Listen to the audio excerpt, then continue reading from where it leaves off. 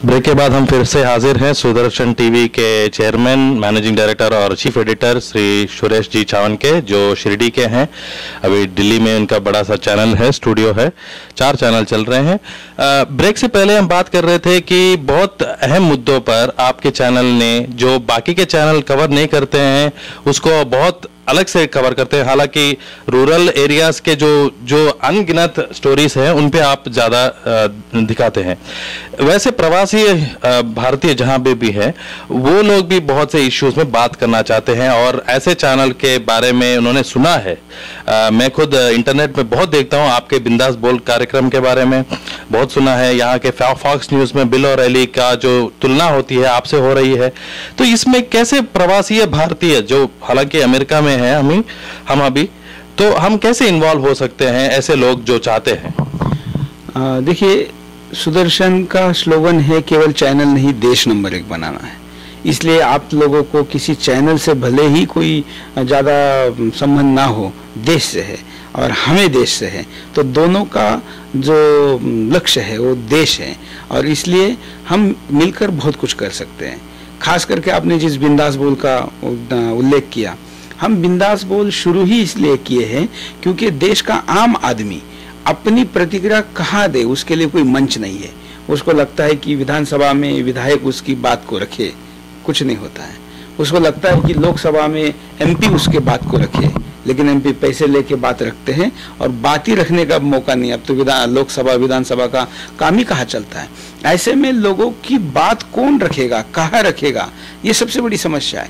जिन TV चैनलों से अपेक्षा है, वहाँ तो राखी के स्वयंवर में ही लोगों का पूरा टाइम रियलिटी या तो रियलिटी क्या, ये भारत की अगर रियलिटी है तो भारत का भविष्य का क्या होगा, ये हम समझ सकते हैं। इसलिए हम बिंदास बोल में देश के आम आदमी को अपने आवाज रखने का मौका देते हैं और देश का आम आदमी में विदेश में रह रहा अनिवासी भारतीय भी हैं, इसलिए वो भी इसमें सम्मिलित हो सकता है।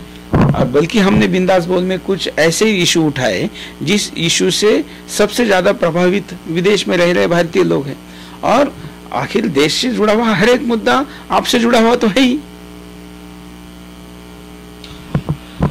इससे एक और सवाल उठता है कि यहाँ के प्रवास भारतीय कुछ मुद्दों पे बिंदास बोल हो या कोई और प्रोग्राम पे यहाँ से कॉल करते हैं और उस विषय पे बात करते हैं, टीवी में उनका चेहरा दिखता है, वो बात भी करते हैं, तो इससे प्रभाव कैसे होता है? क्या कैसे जाने प्रवासी भारतीय के ऐसे मुद्दे पे जहाँ पे प्रश्न होता है, तो आप जब उठाते हैं ग्राउंड स्तर पे, क्या चेंजेस दिखते हैं आपको उसके बाद में? देखिए, मैं 2 प्रकार के चेंजेस मानता हूँ।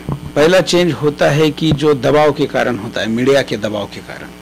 सुदर्शन टीवी मुद्दा उठाएगी तो सुदर्शन का दबाव सरकार पे और संबंधित लोगों पे जितना पड़ेगा वो इसलिए भी बढ़ता है क्योंकि अगर एक चैनल मुद्दा उठाता है तो बाकी लोगों को भी उस मुद्दे को उठाना अनिवार्य होता है।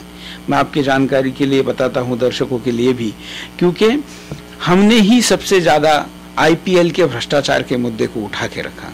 आज उसका कमिश्नर भारत के बाहर फरार है। हमने ही कॉमनवेल्थ के भ्रष्टाचार को 2 साल से उठा के रखा। वैचारिक भ्रष्टाचार की बात भी कॉमनवेल्थ के केवल हमने की। देश में ऐसे कई मुद्दे हैं और सुदर्शन और बाकी ऐसे मीडिया का ही परिणाम है कि हमारे देश के केंद्रीय मंत्री, मुख्यमंत्री, कुछ सांसद जेल में है और कुछ जाने वाले हैं।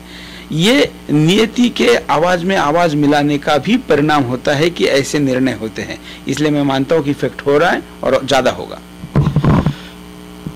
एक और आखिरी मुद्दा जो मुझे पता है आपका दूसरा भी प्रोग्राम है, लास्ट में जो प्रवासी भारतीय यहाँ पे चाहते हैं कि सुदर्शन टीवी यहाँ विजिबिलिटी हो, आपने बताया कि www.sudarshan.tv.com में अभी लाइव स्ट्रीमिंग हो रहा है, लेकिन यहाँ पे डायरेक्ट टीवी, डिश नेटवर्क और ऐसे इंटरनेट बेस्ड टेलीविजन है, क्या यहाँ पे भी दिखाने का कोई उद्देश्य है आपका? अभी फिलहाल यूएस के लोग तो यूट्यूब और sudarshan.tv.com पर ही सबसे ज़्यादा परसेंटेज में इसको देख रहे हैं, लेकिन और बड़ी मात्रा में जो आप लोगों के यहाँ डिश नेट है और बाकी भी जो सैटेलाइट कम्युनिकेशन के माध्यम हैं, उनके ऊपर भी आने वाले दिनों में जल्द ही सुदर्शन अवेलेबल होगा। उसके लिए पूरे प्रयास चल रहे हैं। उसके कुछ तकनीकी खामियां हैं, वो भी पूरी की जा रही है। कुछ गवर्नमेंट रेगुलेशन यूएस के वो भी पूरे किए जा रहे हैं और जल्दी ही अवेलेबल होगा। साथ में IPTV भी बड़े पैमाने पर यूएस में बढ़ रहा है, उसमें 1 आध महीने के अंदर ही इसकी शुरुआत हो जाएगी। बहुत बहुत धन्यवाद सुरेश जी। आपको सुरेश जी और 10 दिन यूएस में हैं, यहाँ से ह्यूस्टन से वाशिंगटन डीसी से न्यूयॉर्क न्यू जर्सी और अंततः इंडिया वापस अगस्त 2 को जा रहे हैं।